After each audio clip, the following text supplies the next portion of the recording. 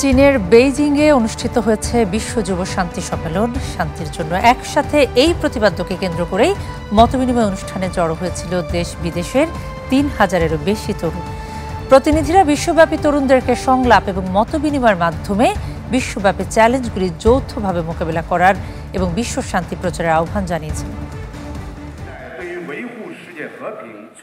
চীনের বেইজিংয়ে অনুষ্ঠিত হওয়া বিশ্ব যুব শান্তি সম্মেলনে যোগদানকারী চীনা এবং আন্তর্জাতিক তরুণ প্রতিনিধিরা সংলাপ এবং মতবিনিময়ের মাধ্যমে বিশ্বব্যাপী চলা চ্যালেঞ্জগুলো যৌথভাবে মোকাবেলা করার এবং বিশ্ব শান্তি প্রচারের আহ্বান জানিয়েছেন। চীনা আগ্রাসনের বিরুদ্ধে চীনা জনগণের প্রতিরোধ এবং বিশ্ব ফ্যাসিবাদ বিরোধী যুদ্ধে বিজয়ের ৮০তম বার্ষিকী উপলক্ষে দেশ বিদেশের ৩,০০০-এর বেশি তরুণ শান্তির জন্য একসাথে এই প্রতিপাদ্যকে কেন্দ্র করে মতবিনিময়ের জন্য অনুষ্ঠানে হাজির হয়েছিল।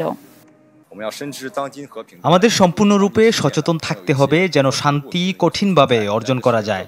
আজকের বিশ্বে এখনও কিছু অশান্তিপূর্ণ এবং অস্থিতিশীল অবস্থা রয়েছে। তাই বিশ্বজুড়ে শান্তিপ্রিয় তরুণদের জন্য বোঝাপড়া বৃদ্ধি, ধারণা বিনিময় এবং বন্ধুত্ব গড়ে তোলার জন্য একত্রিত হওয়া সবচেয়ে প্রয়োজন। বিশ্বের এই সমস্ত দেশ সম্মিলিতভাবে গুরুত্বপূর্ণ ভূমিকা পালন করছে। তাই তরুণ হিসেবে আমি মনে করি সবচেয়ে গুরুত্বপূর্ণ বিষয়গুলোর মধ্যে একটি হলো সংলাপকে সহজতর করা। এই অনুষ্ঠানে বিশ্ব যুব শান্তি উদ্যোগও জারি করা হয়েছে, যেখানে তরুণদের বিশ্ব শান্তির অভিভাবক, সভ্যতার মধ্যে বিনিময়, সহযোগিতার ইচ্ছা, জলবায়ু পরিবর্তন মোকাবেলায় এবং সামাজিক কল্যাণের জন্য প্রযুক্তির প্রবর্তক হিসেবে কাজ করার আহ্বান জানানো হয়েছে। আমরা যে বিশ্বব্যাপী চ্যালেঞ্জগুলোর মুখোমুখি হতে যাচ্ছি তার উত্তর দেওয়ার জন্য তরুণদের বিশ্বব্যাপী সহযোগিতার গুরুত্ব বোঝা। আমাদের যা করতে হবে তা হলো প্রথমে যোগাযোগ তৈরি করার চেষ্টা করা, কারণ কেবল চ্যালেঞ্জগুলি বোঝা গুরুত্বপূর্ণ নয়, বরং আন্তর্জাতিক বিনিময়ের সুবিধা এবং সুযোগগুলি অর্জন করা গুরুত্বপূর্ণ। এখন এত ভুল তথ্যের যুগ এবং আমাদের একমাত্র আসল সত্য হলো সরাসরি দেখা।